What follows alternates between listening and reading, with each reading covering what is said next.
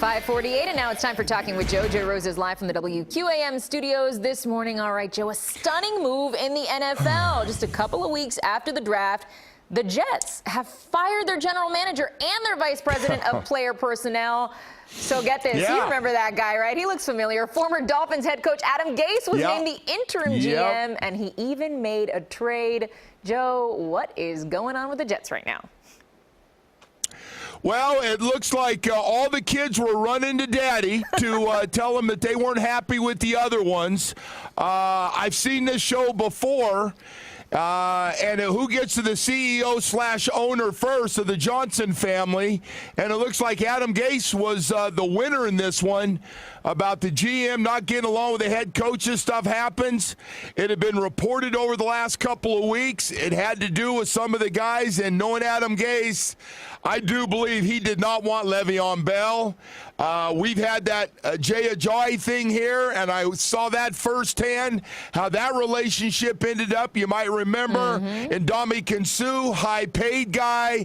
That didn't work out behind the scenes. That was terrible. That was a divorce in the making. So I look at high-paid guys that Adam's not a big fan of.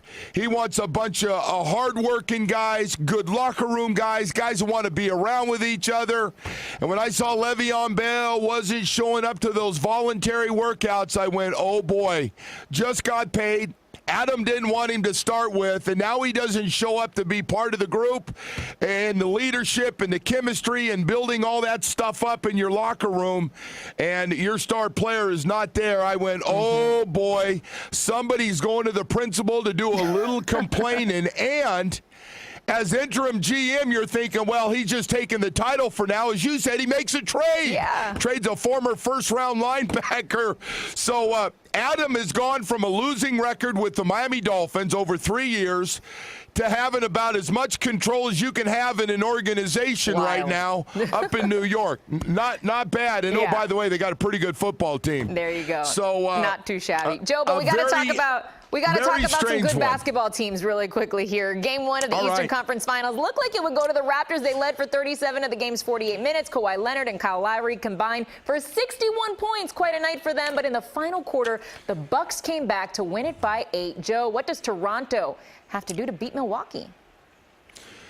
Well, they got to close. They had a chance to win that game. They were up with just a couple of minutes left, and they went ice cold. A lot of it had to do with Milwaukee's great defense, but they couldn't make shots there, even missed some free throws, missed some good looks, got some offensive rebound to miss more shots. So it really came down the last couple of minutes, but they let one get away last night, and, boy, that one is going to come back. By the way, how about this? Brook Lopez was the guy hitting the big shots, the center for the Milwaukee last night, hitting some big threes, had a couple of dunks, had a nice block late in that game, but Milwaukee came through. And by the way, we still don't talk enough about how good they are.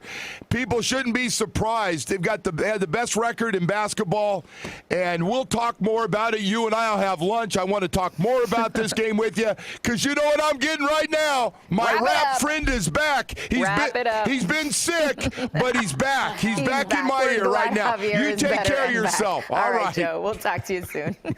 Come on. Bye. Take care.